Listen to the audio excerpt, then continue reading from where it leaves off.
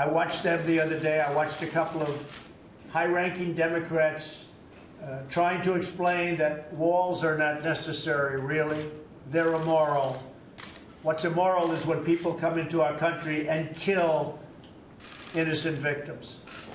If you look at the San Diego area, if you look at many areas where you have the wall, you look at Tijuana. If we didn't have a wall in Tijuana now, you'd have people coming in by the tens of thousands. But we have a wall. It's an old wall. It's not a good wall, and it still works. That was President Trump making another border wall pitch, as he says there's a good chance he will have to declare a national emergency at the southern border to fund the wall. Meanwhile, Speaker Pelosi calls the wall immoral, but is getting a lot of attention for the one in her own state, which we've been speaking about now for the last month and a half. Joining me right now in an exclusive interview is Chief Deputy Whip, Michigan Democratic Congressman Dan Kildee. He sits on both the House Ways and Means and Budget committees. And Congressman, it's good to see you this morning. Thanks so much for joining us. Thank you, Maria. Is there any progress that you can report, Congressman? Because let's kick it off right here with what the president just said about that wall in Tijuana. We've got a picture of the wall, and we've talked about this with many of your colleagues on this program in the past several weeks, that there is a wall in Tijuana, separating Tijuana from San Diego. On the other side of the wall in Tijuana, there are 3 million residents. On the other side of the wall in San Diego, there are another 3 million residents. This is one area that's very dense. If you take that wall down, most people agree that the people in Tijuana will assimilate themselves into San Diego. Do you disagree with that? No, and I don't really know anybody that does. I think we have to remind ourselves that border security is comprised of a lot of elements. Democrats and Republicans have agreed on that for decades. We all have supported physical barriers where they make sense. What I think the debate really should focus on is what the professionals say about where technology is best utilized, where border fencing should be utilized, where concrete barriers may make the most sense. And I think where most of us wish there was more conversation are on those areas that have to do with immigration and border security that relate to other elements. For example, I believe the best path for us to take would be to have a comprehensive approach to this that deals with the border security issues around which we may have some disagreement, but also deals with larger immigration issues that we know sooner or later in this country we're going to have to get around to solving. That would be my hope, that we could look at this in a more comprehensive way, the way, for example, the Senate did in 2013. So are you saying that you would be poised to agree to a deal with your colleagues on the right to put money forth that goes toward technology, toward more border agents, toward drone technology, whatever that might be, as well as a physical barrier in certain areas where it makes sense? Is that what you're saying?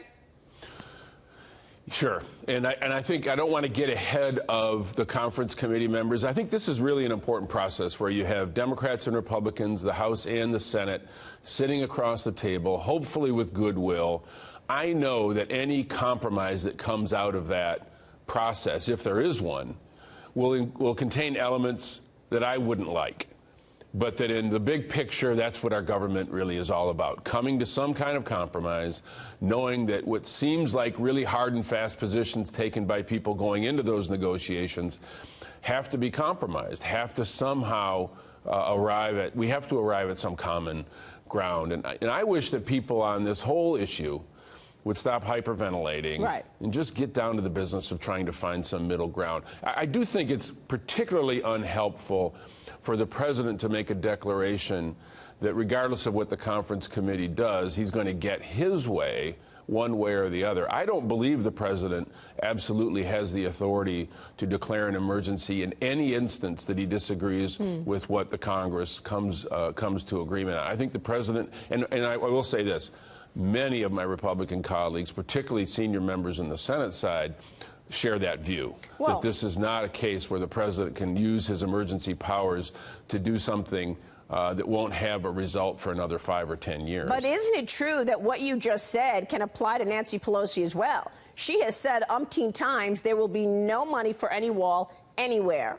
There will be nothing. There will be $1, not more than that, because a wall is immoral. But in fact, isn't there a growing group of colleagues on the left, your colleagues, that say exactly what you just said, which is practical, that there should be money for everything, including in areas where it makes sense, a physical barrier. But the Speaker has said otherwise. She said no wall under any circumstances, even though there's a wall in her state. Well, but she did indicate a willingness to support infrastructure. And I know in the past she has said where it makes sense to have physical barriers, we support physical barriers. So I think it's okay for folks to have very strong views going into the negotiation. And I think it's really good that they articulate those. But I think we have to commit to accepting the outcome of that negotiation. One other point that I think is really important. Under no circumstances should this disagreement, whether it's resolved or not, result in a government shutdown.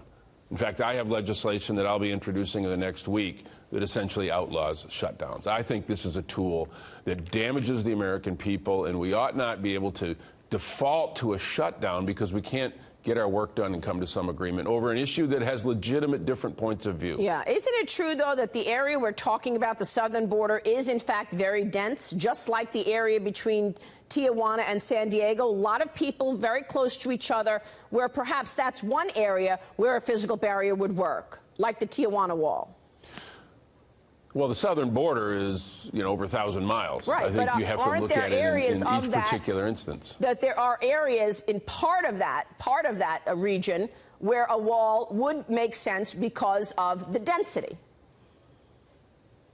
Well, where the professionals, where law enforcement and security professionals have said we ought to have secure areas with border walls or fencing, we've supported that in the past. Let's remind ourselves that the position that the president carved out initially was the result of a chant at a rally, a wall from sea to shining sea paid for by Mexico. So even he does not believe what he once believed on this. So I don't think anyone can paint themselves of having pure positions on this that are unchangeable. Yeah. And I just think we ought to try to figure out a way to get to the middle.